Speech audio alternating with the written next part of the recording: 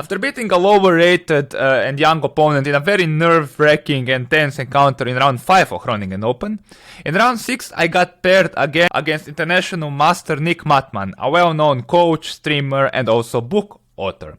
I have played him online and not without success, so I thought I had some chances and I was very much looking forward to the fight. But alas, it turned out to be one of the worst games I have ever played, not only in OTB chess, but like ever in my entire life. So with not much pleasure, I present you the game. So in this game, I had the black pieces, and after my opponent opened with d4, I did decide to go for my g6. I didn't necessarily want to play the modern, but I had a specific move order in mind, which I will not reveal here. And I decided to take the risk here, because I thought it is very, very unlikely that my opponent will actually play for e4 and go for the mainline modern. And sure enough, after some thinking, he played e4, so we found ourselves in the mainline modern. And I kinda considered it as a possibility, but not too much, and already this turn of events, I was kinda mad at myself for choosing the move order, and it did put me in not the best emotional state, I guess. So after bishop g7, knight f3, d6, knight c3, he plays the classical setup against the modern defense.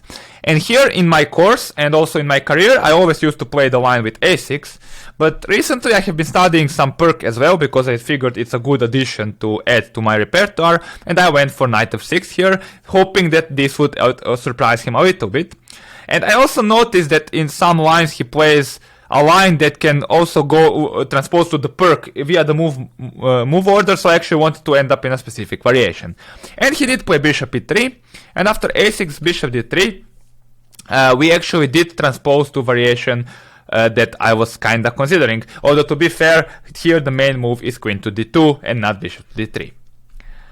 And I kinda knew this move, but after castles, I didn't really know queen to e2. I know that queen d2 is actually a very dangerous move. I analyzed it in some detail in my course, and I was kinda prepared there, because this is one of those critical variations that I often review, so I kinda know what to do here.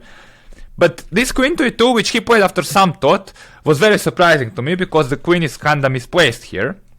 But I was somehow unable to figure out why, or I just didn't think. I don't know, my brain wasn't functioning that day.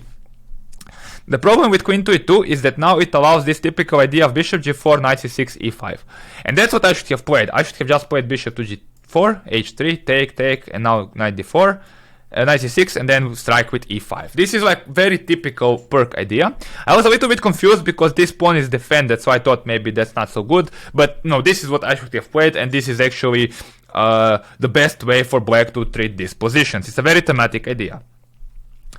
Instead I played knight c6, I thought, okay, it doesn't really matter. I thought, okay, if anything, I might be able to play knight d4 as well to hit this bishop. But then my opponent played d5, and I got confused. I spent a lot of time, especially for my standards. I spent like 15 minutes here, and ended up making such a bad move that after which my game went extremely downhill. So here what I should probably do is to play knight b back, and then play c6, and then undermine the center. It's probably not as good as this bishop g4 idea, but still, it's a possibility for sure.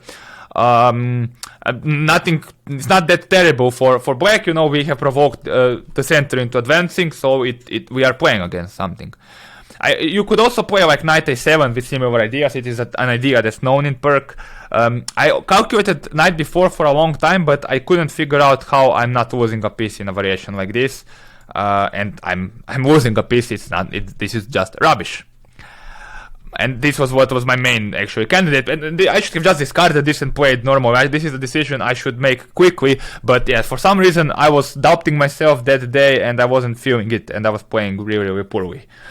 So after knight e5, which was the move I made, like this is sometimes an idea, but I have a weakness for making this move in like too often, even in some online games, and I always get punished for it. Because in some ideal world, you could either get in e6 or maybe knight d8, knight d6, and f5, but this is not an ideal world, and now actually this whole setup with queen on e2 is perfectly justified. Because after castles, now, you know, white's position kind of plays itself. f3, h4 is coming, and I need to be really, really, really careful. And here I was totally flabbergasted. I didn't know what to do. I'm not sure what I think, but what I did queen d6 is not so bad because I wanted to get some dark square control the c5 square. But after f3, I made a horrible mistake. I made bishop to d7, and now this is super bad because my pieces are stepping in each other's way, my queen is restricted, and I'm not even sure what the purpose of this move is. He'll play queen f2, attack my queen, and I'm just in a lot of trouble.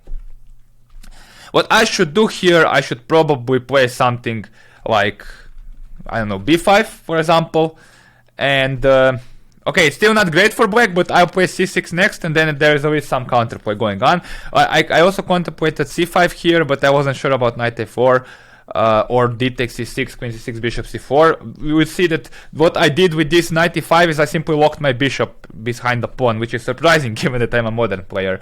But yeah, I shouldn't have collapsed. Like, I think one of these two moves was probably better, probably just b5 and just try to push on the queen side, because this is where the king is, so at least try to get some play. Instead, I played bishop d7, and I mean, the game is almost over, honestly, after 11 moves. Queen f2 is happening.